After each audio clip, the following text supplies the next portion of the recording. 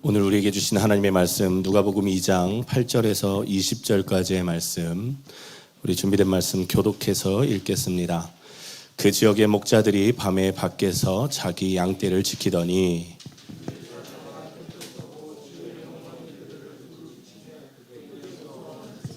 천사가 이르되 무서워하지 말라. 보라, 내가 온 백성에게 미칠 큰 기쁨의 좋은 소식을 너희에게 전하노라.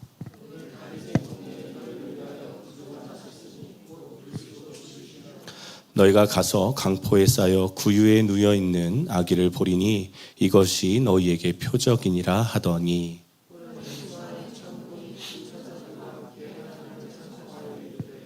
지극히 높은 곳에서는 하나님께 영광이요 땅에서는 하나님이 기뻐하시는 사람들 중에 평화로다 하니라.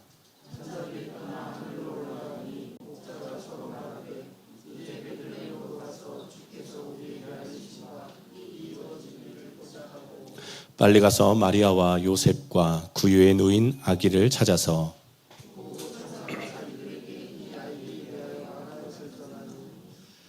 듣는 자가 다 목자들이 그들에게 말한 것들을 놀랍게 여기되 함께 읽겠습니다. 목자들은 자기들에게 이르던 바와 같이 듣고 본 그 모든 것으로 인하여 하나님께 영광을 돌리고 찬송하며 돌아가니라. 아멘. 여러분, 물은 높은 곳에서 낮은 곳으로 흐르는 게 자연의 법칙입니다. 동의하시죠? 은혜도 높은 곳에서 낮은 곳으로 흐르는 게 하나님의 법칙입니다. 그래서 우리의 마음을 또 우리의 상황을 낮게 만드는 것이 하나님의 은혜를 받는 좋은 방법이기도 합니다. 오늘 이제 대림절 첫 번째 주일로서 우리가 어떻게 하면 하나님의 다시 오심을 준비를 할까? 어떻게 하면 예수님께서 다시 오실 텐데 우리가 이 땅 가운데 예수님의 재림을 맞이하는 사람으로 어떻게 살아갈까를 고민하며 우리 첫 번째 말씀을 좀 전해볼까 합니다. 지금 제목은 부족해서 받은 은혜라고 되어 있지만 사실은 낮은 곳에 임한 은혜도 될 수 있겠습니다. 여러분, 예수님의 탄생에 관하여서 연결된 사람들이 몇 사람 성경에 등장을 합니다. 그 중에 등장한 사람은 단연 마리아가 있고요. 육체적인 아버지 요셉도 있습니다. 뿐만 아니라 오늘 함께 읽은 목자들도 있고요. 또 예수님과 비슷한 시기에 출생을 한 사촌형 세례 요한도 있습니다. 뿐만 아니라 예수님의 왕되심을 찾아 따라 나섰던 동방의 박사들도 그와 연결된 사람이라고 이야기할 수 있을 겁니다. 그리고 하나님께 메시아의 탄생을 너가 눈으로 직접 볼 것이다 라고 들었던 시므온과 안나도 빼놓을 수 없는 예수님 탄생과 연결된 사람입니다. 성경에 기록된 예수님을 기다린 사람, 이 사람들이 과연 어떠한 마음으로 예수님을 기다렸을까? 또 사실 오늘 목자에 관한 말씀을 나눌 텐데 목자들은 예수님을 기다리고 준비했던 사람은 아니지만 준비 없이 만난 예수님을 과연 우리가 어떻게 해야 할까를 고민하면서 말씀 안에 함께 들어가셨으면 좋겠습니다. 예수님이 태어나셨을 때에 첫 증인이라고 할 수 있는, 그러니까 예수님의 태어나심을 처음 보게 된 사람이 목자들입니다. 저는 하나님께서 우연이라는 것은 없다고 생각합니다. 하나님의 계획이 있고 그 계획 안에서 하나님의 질서가 흘러간다라고 저는 믿습니다. 그런데 오늘 목자가 예수님의 탄생의 첫 증인이 됐다는 건 저는 이건 놀라운 사실이라고 생각을 합니다. 여러분, 우리가 목자라고 하면 참 좋은 이미지가 있습니다.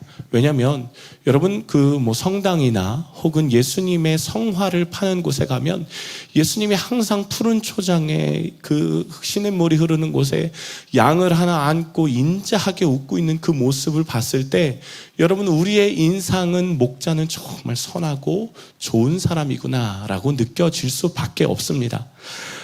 우리가 그렇게 접했기 때문이지요. 그런데 오늘 아무런 준비 없이 예수님의 탄생을 맞이한 이 목자들의 직업은 그냥 목자가 아니라 사꾼 목자입니다. 여러분, 목자와 사꾼 목자의 개념은 조금 달라지지요. 여러분이 받아들이시는 느낌도 조금 달라지실 겁니다. 왜냐하면 사꾼 목자는 성경에서 예수님이 칭찬하지 아니하고 꾸지람을 주셨던 대상이기 때문에 그러합니다. 여러분, 사꾼 목자가 어떤 의미로 여러분들에게 들리십니까? 받은 삭세 정도만 일을 하는 사람, 혹은 그 삭도 그에 해당하는 일을 하지 않는 사람들을 우리는 흔히 지칭해서 말을 합니다. 오늘 예수님의 탄생을 고지받은 사람들은 이 사꾼 목자들입니다. 그러니까 내 양을 치는 것이 아니라 저 예루살렘의 부자들, 혹은 종교 지도자들, 혹은 내일 제사에 드려질 양들을 기르는 돈을 받고 일하는 사람들을 말합니다. 다만 우리가 성경의 시선으로 이 목자를 바라볼 필요가 있는데, 목자나 사꾼 목자에 해당하지 아니하고 그냥 목자를 바라본다면 우리가 지금까지 이해하고 있는 목자에 대한 인상이 많이 다르다는 걸 느껴야만 합니다. 여러분, 이 당시에 목자라고 하는 것은 직업 중에서도 가장 천직에 속합니다. 우리나라에서 여러분 가장 과거에 천직으로 여겨졌던 대명사가 무엇입니까? 백정일 겁니다. 여러분, 백정이 무엇입니까? 소나 짐승을 죽이는, 또 그 고기를 내는 사람들을 말합니다. 우리나라의 개념의 백정에서는 그걸 사람으로 취급하지도 않는다고 하면서 사극에 많이 등장을 하지요. 오늘 목자가 딱 그 정도 수준의 직업입니다. 그러니 천민 중에 천민이고 목자에 대한 권리는 조금도 이스라엘에서는 없다라고 생각하시면 됩니다. 여러분, 사람의 기본권이 무엇입니까? 억울하면 재판을 받을 수 있는 기본권. 또 뿐만 아니라 억울한 사람을 보면은 증인으로 나설 수 있는 것이 사람의 기본권입니다. 그런데 목자에게는 이 당시에 그 기본권이 주어지지 않았다는 겁니다. 한마디로 무엇이냐? 사람 취급을 전혀 받지 못했다라고 표현할 수 있겠습니다. 과거 이스라엘에 이런 이야기가 있었습니다. 짐승이 구덩이에 떨어지면 건져도 목자가 구덩이에 떨어지면 건지지 않아도 된다라는 이야기가 있을 정도였습니다. 한마디로 목자는 사람도 아니고 짐승 취급도 못 받는 최악의 인간들이라고 취급을 받았다라는 것이지요. 여러분, 왜 이렇게 목자가 짐승 취급을 받아야만 했는지에 대한 것은 조금 아이러니하게 성경에 적혀 있는 구절들 때문에 그렇게 됐습니다. 성경은 사람을 존중하고 이웃을 사랑하고 그 어떤 누구도 하물며 노예라 할지라도 그 인격을 존중해 줘야 한다고 이야기하는 책임에도 불구하고 성경에 대한, 특별히 율법에 대한 개념을 잘못 해석함으로 인해서 목자가 천직이 되고 목자가 최악의 인간으로 꼬집혀지게 된 것입니다. 여러분, 레위기에 보면 이런 말씀이 있습니다. 부정한 짐승이나 시체를 만지거나 부정한 곤충을 만졌을 때 그는 부정하다라는 구절이 있습니다. 여러분, 왜 이런 레위기의 구절이 있냐면 이스라엘 사람들의 삶의 중심은 교회, 지금으로 말하면 교회이고 그 당시로 말하면 성전입니다. 성전 중심의 삶을 살았고 또 성전 중심의 삶을 살기 때문에 율법 중심의 삶을 사는 사람들이 이스라엘 사람들입니다. 물론 하나님을 믿고 우상 숭배를 하건 그 모든 것들은 과거 우리가 설교 때 들으셨지만 그들은 우상 숭배도 하고 있었고 바알과 아세라도 섬기고 있었지만 여전히 성전 중심의 삶을 살고 있었다는 것, 그건 하나님도 믿고 아세라도 믿고 하나님도 믿고 바알도 믿고 하는 우상 숭배를 했던 것이지요. 어찌됐든 이들의 삶의 중심은 제사 중심이었고 예배 중심이었고 성전 중심이었습니다. 한마디로 예배드리지 않는다, 성전에 가지 않는다라는 건 이스라엘 사람이라고 인정을 받지 못하는 것이었고 이 지역 사회 안에서 사회적 단절을 의미하는 것이었습니다. 자, 이들이 이렇게 성전에 와서 예배할 때에 여러분, 예배 전에 꼭 해야 하는 것이 하나가 있습니다. 여러분, 오늘 우리가 함께 이렇게 예배하고 계시지 않으십니까? 여러분, 예배 전에 혹시 뭐 하고 오셨습니까? 헌금을 우리 과거에는 막 다리미로 막 다리고 막 그러셨다고, 제 세대는 아닙니다. 막 장판 밑에 막 넣어놔서 빳빳하게 하고 하셨다는 저희 어머니 아버지의 증언도 있지만 여러분, 과거에 죄송합니다. 과거에 성전 중심의 삶을 살 때엔 정결 예식이라는 걸 꼭 행하고 성전 안에 들어와야 했습니다. 여러분, 가나 혼인잔치 때 예수님께서 물로 포도주를 바꾸셨을 때에 사용되었던 두세 통 드는 돌 항아리라는 것이 있습니다. 그게 성전 앞에 있는데 물 항아리입니다. 거기에 뭘 했냐? 손을 닦고 발을 닦는 행위를 했습니다. 무엇이냐면 비록 우리가 손발을 닦았지만 우리가 모든 것을 정결하게 한다라는 예식으로 생각하시면 됩니다. 그러니까 우리가 과거로 돌아가자면 이 시간 예배할 때 저 교회 문 앞에는 이런 돌 항아리가 있어야 됩니다. 죄송합니다. 그런데 손을 씻지 않고 그런 정결 예식을 실행하지 않고 들어오는 건 불가능했습니다. 목자들이 여러분 이런 정결 예식을 할 수 있었을까요? 목자는 24시간 밖에서 자는 사람인데요. 전혀 할 수 없었습니다. 아이러니하게도 이 예배에 사용되는 양을 기르는 사람임에도 불구하고 이들은 예배에 참여할 수 없었던 사람입니다. 정결 예식은커녕 사람들에게 부정하게 여겨졌던 사람이고요. 왜냐? 시체를 만지는 건 부정하다. 짐승의 배변물을 만지는 건 부정하다라고 율법에 적혀 있었기 때문에 목자 자체가 여러분 죽은 자신의 양을 항상 들고 다녀야 했고 또 자신의 양들을 항상 쳐야 했기 때문에 항상 부정한 사람으로 낙인이 찍혀 있었습니다. 그러니 예배의 근처, 성전의 근처, 또 예배 드리는 사람과 접촉하는 것조차가 불가능했던 사람이 목자들이었습니다. 한마디로 부정한 사람이지요. 이렇게 부정한 목자에게 어떤 일이 일어났습니까? 여러분 우리 함께 성경 읽은 것처럼 한번 8절에서 11절의 말씀인데요. 목자에게 갑자기 일어난 일입니다. 우리 한 번만 다시 읽어보겠습니다. 그 지역의 목자들이 밤에 밖에서 장이 양떼를 지키더니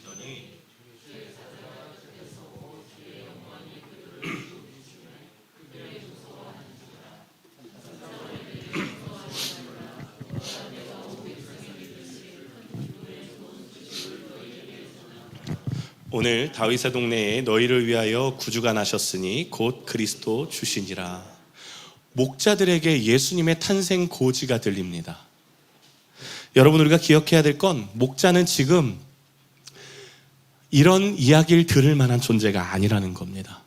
혹은 이런 존재가 아닐지라도 혹 나에게 하나님의 은혜가 있을 줄 기대도 하지 않았던 존재라는 걸 기억하셔야 합니다. 구주가 나셨으니 곧 그리스도 주시다 라고 천사들이 내려와서 이야기하고요. 뿐만 아니라 그 천사의 주변에 수많은 천사가 둘러서서 찬양하는 그 모습을 목자들이 보게 됩니다. 여러분, 인상적인 것은 예수님의 탄생의 첫 증인을 성전에서 예배하는 제사장이나 성전에서 예배를 돕는 레위인이 아니라 불결하다고 이야기하고 준비가 되지 않는 이런 목자들을 찾아와서 천사가 왜 고지했냐는 겁니다.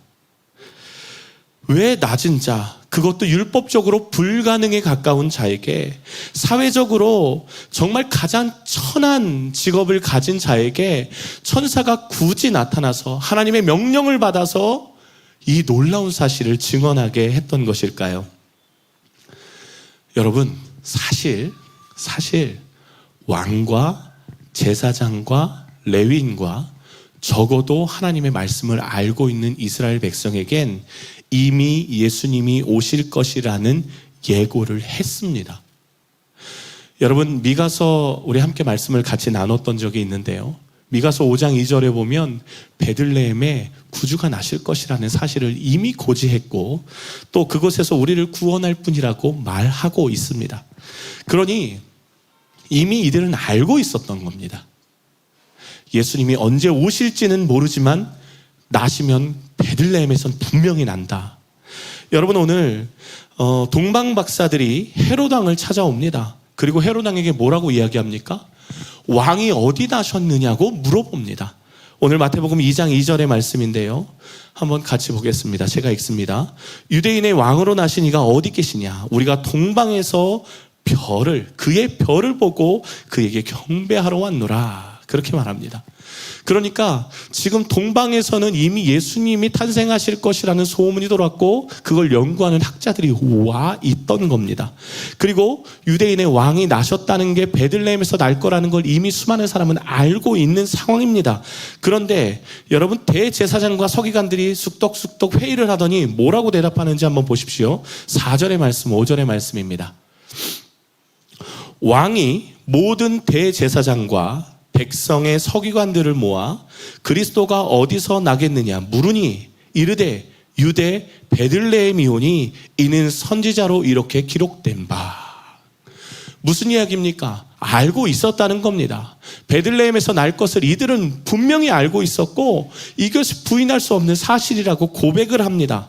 그런데 여러분, 이들이 어떻게 대합니까? 동방박사가 왕이 나셨다고 와서, 그것도 이스라엘 사람이 아니라 이방인이 와서 그리스도가 나셨다고 이야기하는 이 상황을 과연 뭐라고 이해할 수 있겠습니까? 이들이 하나님의 말씀을 믿지 않고 있다는 겁니다.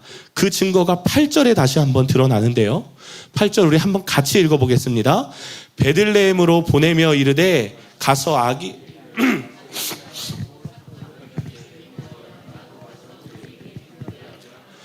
여러분, 같이 가지 않습니다. 메시아가 나셨다는 예언도 알고 메시아가 나셨다는 동방박사의 사인도 받았는데 같이 가지는 않습니다. 그리고 뭐라고 합니까? 당신이 먼저 가서 진짜 났으면 나에게 가르쳐 주세요. 지금 어떻게 다시 이야기할 수 있을까요? 증거를 가지고 오세요. 성경의 이야기는 너무 오래된 이야기잖아요. 성경의 이야기는 허무맹랑한 신화잖아요. 지금 그렇게 이야기하고 있는 것과 같은 말을 하고 있는 겁니다. 여러분, 상황을 보십시오. 이스라엘의 왕인 헤롯도 진짜 왕을 경배하지 않습니다. 말씀을 따라 살아야 하는 제사장이 권력을 따라 살아갑니다. 신학 박사입니다. 서기관은 신학 박사예요. 신학 박사. 누구보다 말씀에 철저히 서야 되는 이 신학 박사 서기관이 정작 말씀을 따라 살지 않습니다. 이들은 이미 하나님의 말씀에 순종하는 사람이 아니었고 하나님의 말씀을 많이 알고 있을지는 모르지만 이들의 삶에서 하나님의 말씀은 조금도 영향을 미치지 않고 있었다는 겁니다. 오히려 하나님의 말씀을 의심하며 살고 있습니다. 그러니 이방인인 동방박사들이 와서 메시아의 탄생을 고지할 수밖에 없었던 것이지요. 하나님이 이야기했음에도, 하나님이 계속 사인을 줌에도 이들은 사실 듣지 않았을 겁니다. 그에 반해 여러분, 목자들은 어떤 사람입니까? 목자는 변변치 못한 직업을 가진 사람이고 사람으로 인정받지 못한 존재였습니다. 여러분, 예배는커녕 성전 근처에도 못 가는 부정한 존재였습니다. 이들은 구원의 주이신 예수님의 탄생을 목격할 증인으로서의 존재가 되지 못합니다. 자격 자체가 없습니다. 여러분, 세상의 기준으로 봐도 적어도 이스라엘 사람, 예배를 드리는 사람 정도는 돼야 할 텐데 예배도 드리지 못하는 최악의 짐승만도 못한 인간에게 고지를 내리시다니요. 말도 안 된다고 생각이 됩니다. 그런데 왜 천사가 나타나서 목자들에게 예수님의 탄생을 고지하고 예수님께서 탄생하셨다고 너가 첫 번째 증인이 되라고 말한 이유가 무엇일까요? 그건 예수님이 이 땅에 오신 이유를 분명하게 설명하고 있는 제스처입니다. 그게 뭐냐? 오직 은혜라는 겁니다. 목자가 그럴 만한 조건이 안 되지만 하나님께서 주권적으로 은혜를 주셨기 때문에 목자가 이 은혜에 입는 사람이 된 겁니다. 여러분, 예수님이 이 땅에 오신 이유가 무엇입니까? 온 인류에게 은혜를 끼치기 위해서 오셨습니다. 우리를 위해서 대신 십자가 지시고 짐을 짊어지심으로 우리를 의롭다 하시기 위해서 오신 분입니다. 이 놀라운 사건을 왕에게만, 제사장에게만 혹은 신학 박사인 서기관에게만 예배드리는 자에게만 내가 너에게 은혜를 줄게 고지했다고 생각해 보십시오. 목자가 구원받을 수 있었을까요? 여러분, 예배 못 드리는 사람이 구원받을 수 있었을까요? 아마 그렇지 못했을 겁니다. 전혀 은혜 받지 못할 사람에게도 주시는 은혜라는 것을 예수님은 목자를 통해서 우리에게 보여주시고자 하는 겁니다. 여러분, 우리가 구원받을 조건이 있겠습니까? 이제 우리를 한번 보셨으면 좋겠습니다. 여러분, 솔직하게 고백드리면 여러분이 제 24시간의 생활을 투시할 그런 일이 있다면 아마 저를 목사로 인정하지 않으실 겁니다. 여기 계신 분들 하나님이 아니라 그냥 제가 24시간 여러분들을 쫓아다니면서 여러분의 행동을 투명인간처럼 쳐다본다면 아마 여러분 부끄러워 못 사실 겁니다. 왜냐? 우리의 죄가 드러나기 때문에 그렇습니다. 여러분, 하나님이 보실 때에 빈부귀천이 없고 남녀노소 다를 게 없이 모두에게 주시는 은혜를 끼치는 이유는 신학 박사라고 해서 구원받고 목사라고 해서 구원받고 선교사라고 해서 은혜를 입는 것이 아니라 하물며 천한 직업을 가졌다 하더라도 하물며 오늘 죽는 인생이 예배드리지 못했다 하더라도 주님 앞에 나오기만 하면 구원받는다는 그 놀라운 은혜를 우리에게 가르쳐 주시기 위함입니다. 예수님은 시작부터 은혜였습니다. 여러분, 예수님이 오시는 것부터 은혜요, 예수님의 말씀이 은혜요, 예수님이 죽으시는 것도 은혜였습니다. 생각해 보십시오.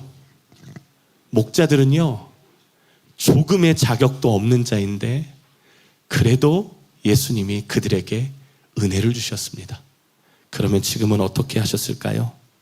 여러분, 우리에게도 하나님은 분명히 은혜를 주신다는 약속인 것이지요.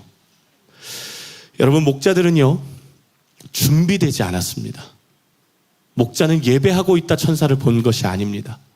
그들은 그냥 들에서 자기의 할 일들을 하다가 천사를 만나고 고지를 받습니다. 아무런 준비 없이 예수님을 바라보게 됩니다. 여러분, 우리가 예수님의 다시 오실 것을 믿습니다. 그러나 목자들처럼 정말 준비 없이 만날 수도 있습니다. 하지만 여러분, 그때 우리가 바라봐야 할 것은 우리가 목사입니다. 하나님, 우리가 예배를 30년 동안 드렸습니다. 하나님, 우리가 하나님 앞에 매주 헌금했습니다. 하나님, 우리가 하나님 앞에 달려가기 위해서 몸부림쳤습니다. 그게 아니라 당황하여서 예수님을 맞이할 때도 하나님, 우리가 십자가의 은혜로 주님 앞에 나왔습니다. 이거 외에 할 말이 없습니다. 사랑하는 여러분, 이렇게 오직 은혜로 인하여서 우리가 구원받았습니다. 오직 은혜로 인하여서 주님 앞에 설 수 있습니다. 오직 은혜로 인하여서 주님 앞에 나아갈 수 있습니다. 그리고 오직 은혜로 인하여 우리가 목자와 같이 증인될 수가 있습니다. 여러분, 조금 더 생각해 보고자 합니다. 저는 사실 좀 이 성경을 읽어보면서 저를 많이 대입을 하는 스타일입니다. 근데 목자에게 막 샘이 났습니다. 여러분, 그 예수님 탄생하는 그 직관하는 그 은혜가 여러분 누구에게 있겠습니까? 예수님이 이 땅에 오셨는데 여러분, 그 모습을 봤던 사람이 얼마나 은혜로웠겠습니까? 지금 이스라엘 가면 예수님이 태어나신 자리라고 동으로 이렇게 이렇게 별 모양 만들어 놓고 거기 사람들 앉아서 사진 찍고요, 막 뽀뽀도 하고 그렇습니다. 얼마나 그리워서 그럴까요? 그런데 목자가 예수님의 나심을 직접 본 사람이라는 게 저는 막 샘이 났습니다. 얼마나 좋았을까요? 하나님이 나에게도 이런 일을 허락하시면 얼마나 좋을까요? 라는 막 상상을 펴나갔습니다. 그리고 조금 더 생각하다 보니 조금은 불공평한 게 고지가 아니었나라는 생각을 하게 됐습니다. 만약에 동방박사가 아니라 천사들이 베들레헴에 가서 헤롯 왕이나 대제사장이나 혹은 서기관들에게 이 목자들처럼 직접 나타나서 야, 저기 베들레헴에 왕이 나실 것이다 라고 얘기했으면 이들이 안 움직였을까라는 궁금증이 생겼습니다. 그러면 가긴 갔겠죠. 가긴 갔을 겁니다. 그렇게 확실히 고지하셨으니 분명히 가긴 가야만 했을 겁니다. 그러나 마음의 감동과 의도는 조금 달랐다고 저는 확신합니다. 헤롯은 그 왕을 죽이려고 했을 것이고 예수님을 그 자리에서 죽이려고 했을 것이고 대제사장과 서기관들도 이 목자들처럼 감동하지 않았을 겁니다.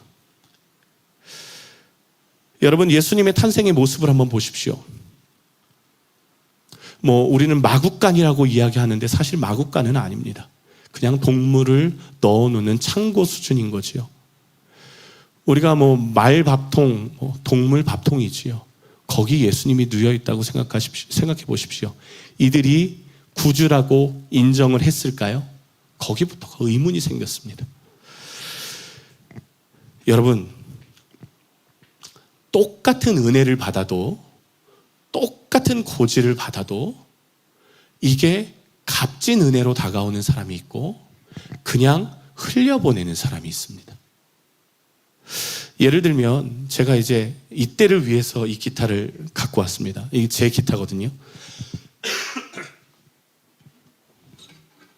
이 기도회 할 때 이 기타를 연신 두들깁니다. 얼마나 은혜가 있는 기타인지 모릅니다. 사실 몇 번 말씀드리긴 했는데 이 기타는 누가 버리겠다고 글을 카카오톡에 글에 그 커뮤니티에 올려서 제가 냉큼 제가 가져가겠습니다 하고 받아온 기타였습니다. 그런데 기타를 상황을 보니 더 안 좋았어요. 여러분, 제가 스카치 테이프를 이렇게 붙여놨는데 여기가 다 더덜더덜 떨어져 있는 기타였고 이미 이 기타의 생명은 요 넥이거든요. 요 목. 이미 이렇게 휘어서 조정할 수 있는 그 한계를 뛰어넘는 그런 기타입니다. 제가 이 기타를 치면서 뭐라고 이야기하는 줄 아십니까? 이 기타에 너는 참 은혜를 받았어. 그렇게 이야기합니다. 너는 진짜 은혜를 받은 기타야. 무슨 얘기를 하고 싶냐면 얘는요 그날 버려졌어야만 하는 기타입니다. 불 속에서 그냥 태워졌어야만 하는 기타입니다. 그런데 얘가 지금 무엇을 하고 있냐면 하나님을 찬양하는 찬양을 울리는 기타로 사용받고 있습니다. 만약 그럴 리 없지만 이 기타에 생명이 있었다면 얼마나 감격하고 감사했을까요? 그런 생각을 해봅니다. 그런데 여러분, 1,000만 원짜리 기타 전 보지도 못했지만 만약에 있다라고 생각해 보십시오. 막 딱딱한 좋은 케이스에 습도와 온도를 조절받는 그런 기타가 여기서 딱 예배하는 15분만 딱 치고 다시 딱 들어간다. 그 기타보다 아마 얘가 훨씬 더 감격할 겁니다. 이 순간에. 제가 무슨 말 하는지 잘 아시겠지요? 같은 은혜가 흘려보내져도 내 마음에 갈급함이 있으면 그 은혜는 너무나 깊이 흘러내려갑니다. 같은 말이 주어지더라도 하나님의 말씀에 의지하는 사람은 그 말을 마음에 담습니다. 오늘 마리아처럼요. 똑같이 고지를 했음에도 불구하고 헤롯과 서기관과 대제사장은 갔다 오세요 라고 이야기했지만 목자가 뛰어가서 첫 증인이 된 이유는 그가 낮은 사람이었기 때문입니다. 여러분, 권면드리고 싶습니다. 오늘 예수님이 오심을 준비하는 대림절에 과연 우리가 어떤 마음으로 이 시간 주님을 맞이해야 할까요? 여러분께 확실히 말씀을 나누고자 합니다. 낮은 마음으로 나아가셨으면 좋겠습니다. 하나님, 저는 주님의 은혜를 단 한 방울도 흘리고 싶지 않습니다. 하나님, 하늘을 열고 허락하여 주시는 그 은혜, 저는 조금도 흘려버리고 싶지 않습니다. 하나님, 주님이 주시는 그 은혜, 저는 단 한마디도 헛되이 듣고 싶지 않습니다. 그렇게 여러분이 나아가셨으면 좋겠습니다. 오늘 그 은혜를 마음이 낮은 자에게 주신다 하셨고, 또 심령이 가난한 자에게 주신다 하셨고, 또 그렇게 나아가는 자에게 하나님이 주시는 은혜가 분명히 있다 말씀하셨습니다. 오늘 여러분 2020년 마지막을 향해 달려가고 있는데요. 여러분 어떤 결단을 하시고 또 어떻게 사셨을지 저는 알지 못하지만 여러분 적어도 이 시간만큼은, 이 대림절만큼은 하나님의 은혜를 절대 놓치지 않겠다라고 결단하시면서 낮은 마음으로 주님 앞에 기도하는 여러분들 되시기를 주님의 이름으로 축복합니다. 이 시간 함께 우리 찬양하고 같이 기도하겠습니다.